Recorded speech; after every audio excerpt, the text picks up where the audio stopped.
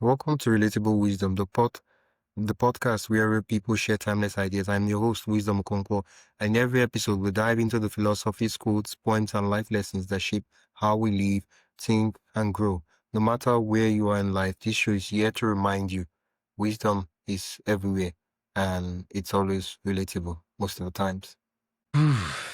Tell us your name and what you do, Karen. Yes, I am Dr. Karen Milano.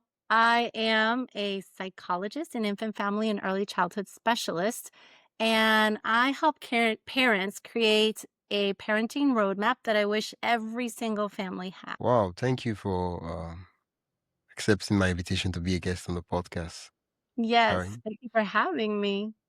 Mhm. Uh, what's your favorite quote? Say that again. What is your favorite quote? My fear? Your favorite quote? Oh, my quote.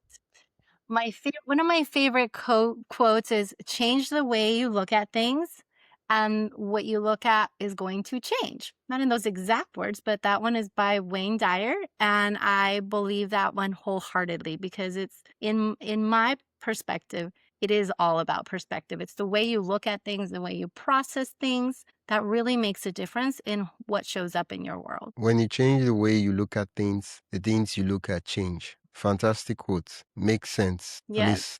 At least it has a rhythm to it. But Mhm. can you help me make sense of it? Can you share with me a story, a personal story that actually makes this quote resonate deeply with you? Yes, absolutely. Okay. A story would be as when I was 5 years old, I really wanted to be a mom more than anything in the world. I wanted to be a doctor and I wanted to be a mom. I got the Okay. doctor thing down, I got my doctorate, but when it was time to have my baby, I was not getting pregnant. I just was not Oh. getting pregnant. I went to see the doctors, went to all the specialists, and I was told I could not have children. Oh. I could have just said, "Oh, well, it is what it is. End of story," cried myself to sleep and given up. But what I did instead is I really changed that. I'm like, "Well, what if they're wrong? What if I can? What if I do have a magical body? What if there is something so much greater than me that can get me to the place where I can have my baby?" And I didn't take that for face value. I didn't take it for granted. Instead, I really shifted my way of thinking around it. Instead of seeing it as some tragedy or something negative, I saw it as an opportunity. I saw it as an opportunity to try something that maybe could work that we don't realize. And that started my journey into Eastern medicine and learning all about it because I didn't know anything about it really. And I started learning about the body and nutrition and gut health and herbs and all sorts of things that were very natural. And not only did I get pregnant, but my entire body, my migraines, backaches, headaches, they were gone. My energy levels went up. Everything completely shifted for me. And so that is an example of how I changed the way I looked at things. I could see myself having this baby. I could see myself as a mom. I could envision it. My world around me shifted the moment I shifted my mindset. The more I let go of this idea that I couldn't be a mom, the more I got closer to becoming one. And now my baby boy is gonna be 12 years old. Wow, congrats. Yeah, Thank congratulations. you. Wow, that's a journey of 12 years. That's 12 years ago.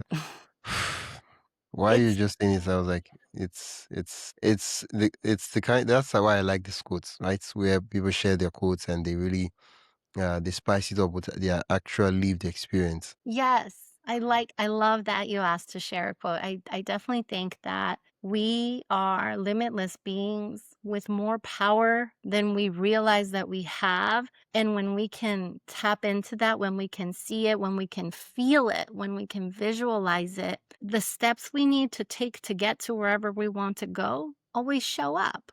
But it's a matter of really learning how to see things differently, right? How to shift the way we think, how even when we have thoughts that are not helpful, because they're going to happen, we're human.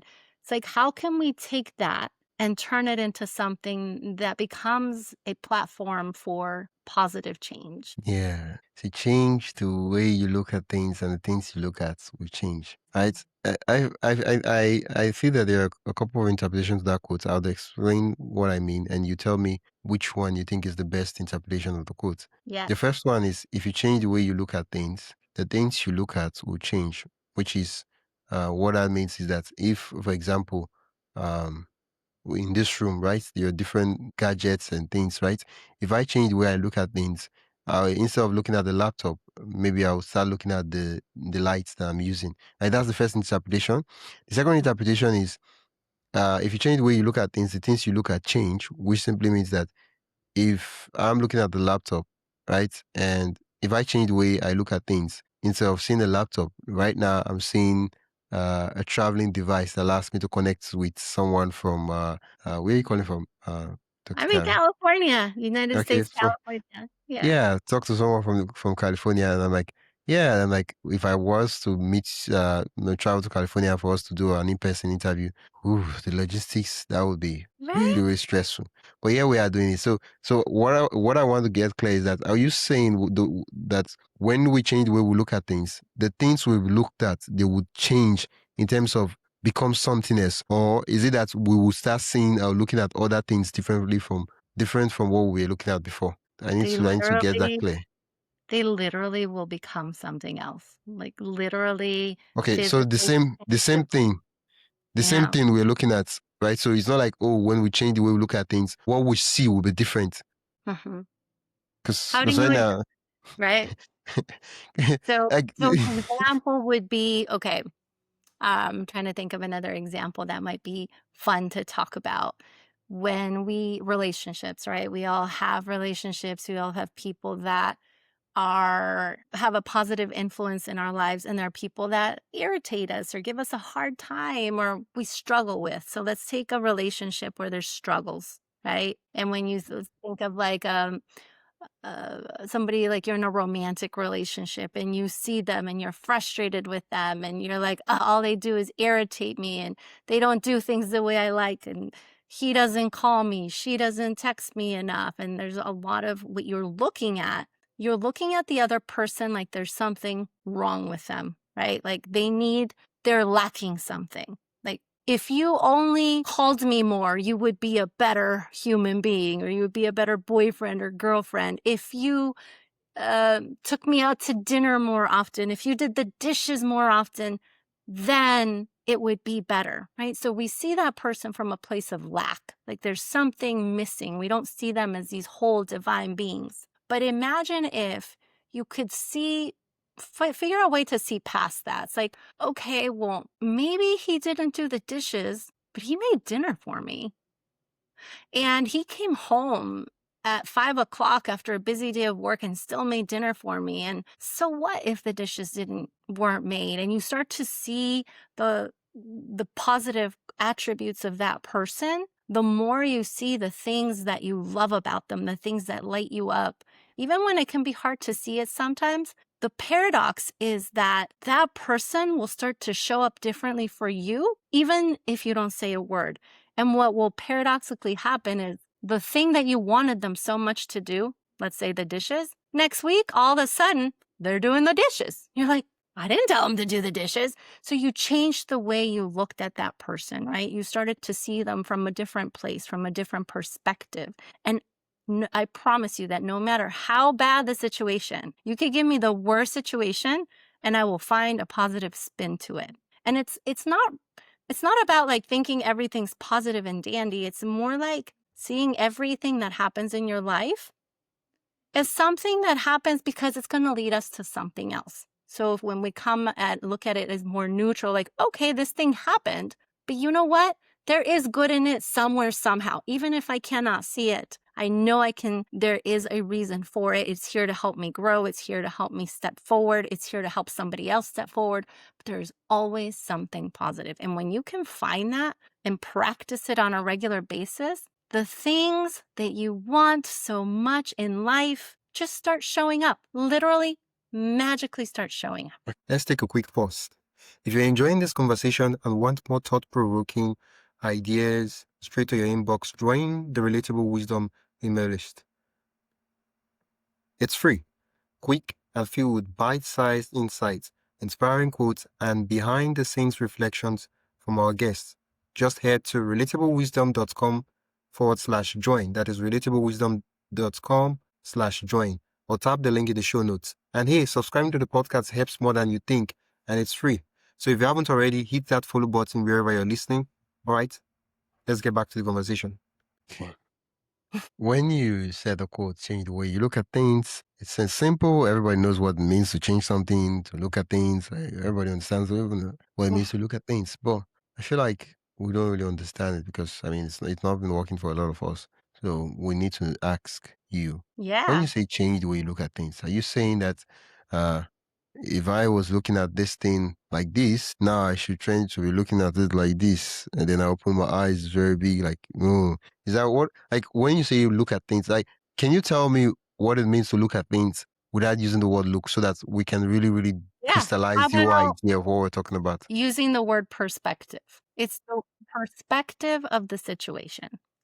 Right? So you used the laptop a minute ago. It is your perspective, whether you look at a laptop and you think, ugh, this represents work for me. I'm so tired. I have to get on this interview and I'd rather be by the pool having a good time, but I look at this laptop and it just reminds me of work. And now your brain is responding like, oh, this is something tiring. So now you're going to feel tired. Now your body's going to release chemicals and make you feel like you don't want to do this thing. And it's going to lead you to a certain behavior, which is typically to not do the thing that you want to do. Now, you look at change the perspective, like you said, wow, this computer allows me to communicate with someone all the way in California. And we get to have this fun discussion and we get to learn about each other and we get to co-create. All of a sudden, the laptop didn't physically change right in front of you, but your perspective around it in that moment in time shifted, right? So it starts with the perspective shift. However, we are so magical that over time, the things in front of us literally will change. Like the people's behaviors will change, the way they are around us change, the environment changes. Things can literally physically change in front of you when you continue to practice this on a regular basis in the world around you starts becoming the world that you want to see. Thank you, Dr. Karen, for sharing Yeah. your favorite quotes and just explaining it for me like the dummy's guide to when things. How do you say the quote? What's going on? Things don't change. When you change the way you look at things, the things you look at change. Yeah, Change. yeah. I'm glad I was able to get it back. Yeah. It And just that vanished. alone, even your mood, if you look at something, like we said, we're connecting, we're having fun. I'll be totally honest, like it's after 9 p.m. over here. And I was sitting with my son watching a show, and I'm like, oh my goodness, I have to jump on a podcast at 9 p.m. And for a minute there, I had a thought. I'm like, oh, could I Yes, that's reschedule it? Could I do it some other time? And the way I was looking at it was, this is heavy. This is late. Like, I don't want to do this thing right now. But then I did exactly what we just talked about. And I was like, wait a minute. This is kind of neat. How cool that I get the opportunity to talk to somebody else somewhere else in the world. And we're going to have a discussion about one of my favorite topics. Where is this uh, universal universe and the secrets of the universe. That's my favorite thing to talk about. And here I am talking to you, and see how I have this smile now? I could have come on here going, yeah, but I changed the way I was looking at the situation. And you know what I'm getting in return? I'm getting somebody who is got a bright smile, who has a great sense of being, okay. good energy. The If I moment would she have mentions, come here thinking, ugh, this sucks, the likelihood is that you may not have been in a good mood, or we have issues with electronics, or something just doesn't come as smoothly, because that's the magic in the way you perceive things and how it changes the energetic field around you. It literally changes the frequency And it's as if you're stepping onto a different version of this earth, depending on how you look at the thing that you're looking at. Wow. Wow. I think I saw a similar quote that the problem is not the problem. Your attitude towards the problem is the problem. And I was like, wait, you guys should be calming down Slow with this. down, back up. Calm down. Yeah. Let's calm down. Okay, so the question is, has there been a time, right, in the past in your life where at the point in time it did not feel like the way you were looking at the thing was the problem? That the problem was the problem. And but in retrospect, now that you look back, you're like, oh yeah, it was the way I was looking at the thing. It wasn't really a big deal.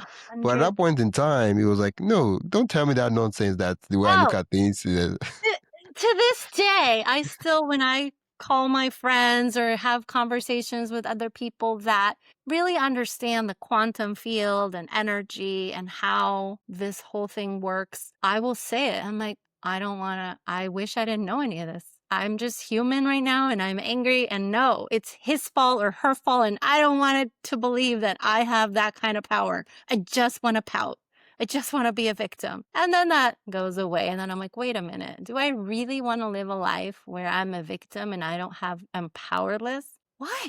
Why would I want to do that when I have the ability and the choice to step into something so much better? Why can't I take this experience that did not feel good as just an opportunity to step into more of who I am? It's an opportunity for me to let go of a belief that's inside me that doesn't serve me anymore. It's an opportunity to look at the triggers of something that's not even mine, that I probably picked up from childhood, because that's what happens. We pick up all of our beliefs within the first 7 years of our life. First 7 years of our life, the things that you believe today, the way you are, the way you see the world, the way you see yourself, the way you see others, that happens literally from the moment of conception through those first 7 years of life. And so a lot of the times we have these beliefs and these fears and these doubts and these things that just drive us nuts. They're not even ours. And those feelings that come up, that fear, the frustration, the pain, the anguish, those are just messengers telling us that we have a belief inside of us that doesn't belong to us. But typically we just brush them away. The feelings like, I don't want to feel them. Instead, when we invite them in, we get the opportunity to allow them to speak to us and tell us, ooh, something doesn't feel quite right here. You're ready to let it go. And boom, all of a sudden you elevate, you get to the next level, and you literally become another version of you, and the world in front of you changes. Yeah. When you said the word, the way we look at things, I feel most of the times people are not actually looking, right? People are what they're doing is it's just like, okay, what's going to play out? Let's see, right? Right. And now when I'm saying this now, people say, oh, it's a play of words. It's just trying to like use what does it mean that people are not actually looking and all that, right?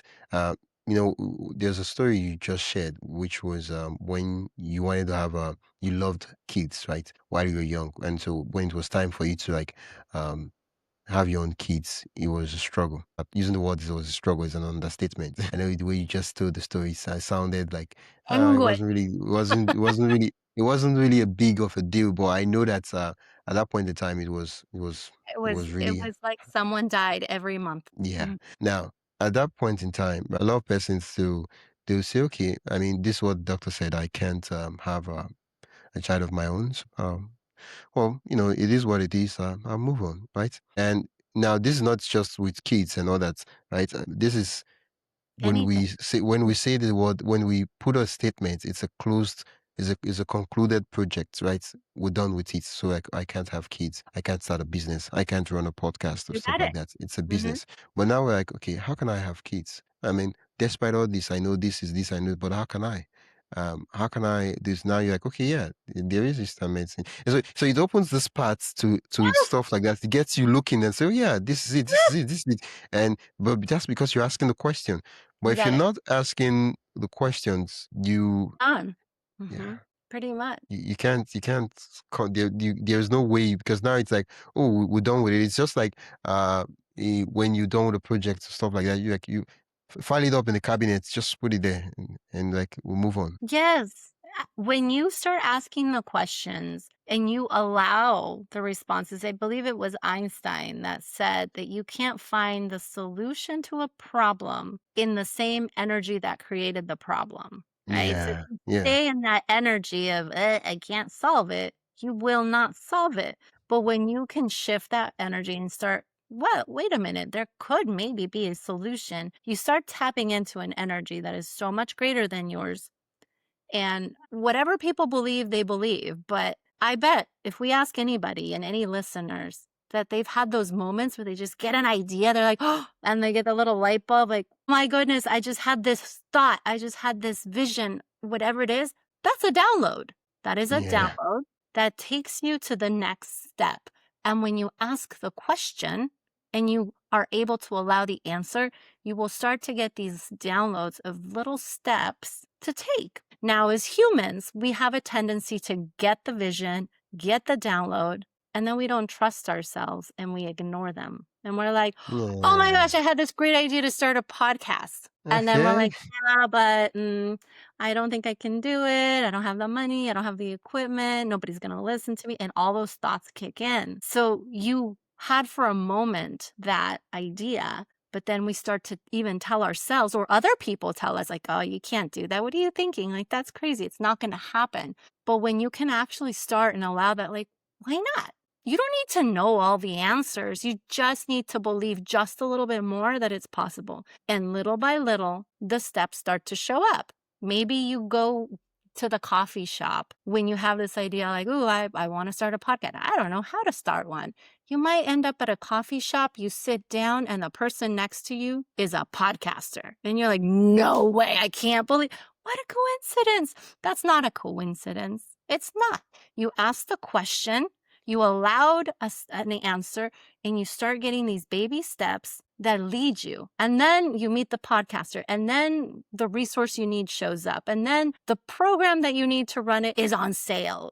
Whatever it is starts to show up. But it only shows up when we can allow it, when we can learn to receive, and we can learn to believe a little bit more that it is possible than the opposite, because our brains will kick in and tell us we cannot do it. You can't do it because they're trying to keep us safe. Our brain's constantly trying to keep us safe. That's what our subconscious does. It's not even meant to be mean to us. It's afraid of the unknown. We've grown up afraid of the unknown. We're afraid to step out of our comfort zone, even if our comfort zone feels really yucky and bad. It doesn't matter. It's still safe because we know it and we recognize it, and we don't know what's out there. And so a lot of times it's even the fear of success that stops us from moving forward, which is mind blowing to me, but we all do it. I don't know too many people that don't. And I've been doing this for 25 years. Yeah. You just reminded me of a quote I get shared, and that is most people will choose a familiar hell instead of an unfamiliar heaven. Oh my gosh, that's a beautiful quote. Yeah. I love that one. And Mhm. and I think that doesn't even require explanation because it No. explains Yeah. itself. Yeah. Well, thank it's been like lovely chatting with you. So I just feel like we could go on and on, but the format of the show says keep it short and straight to the point. Totally understand, so that Yeah. people dive in and listen, and hopefully something here resonated, because at the end of the day, we are all so powerful and can tap into the most divine energy. And the first Yeah. step is to believe that we can. Yeah. Thank you so much, Dr. Kai. Thank Uh, you. where can my listeners learn more about you and what you do? Absolutely. My business, my company is Lumitot. I'm the founder of Lumitot, Lumitot. I'm all over social media, probably every platform you can think of. You can find me there. Website, the same, lumitot.com. And I help parents from pregnancy through the first 5 years. So that's my passion, is to help parents navigate pregnancy in the first 5 years. And that is where, where you're gonna get the most value.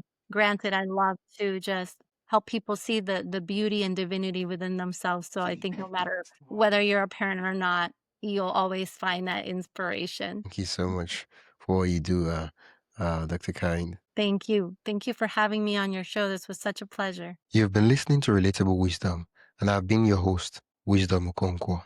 You've been listening to the podcast where every story, quote, and insight helps you see life a little differently. If you enjoyed today's episode, follow the show on your favorite podcast app and share it with someone who loved the conversation.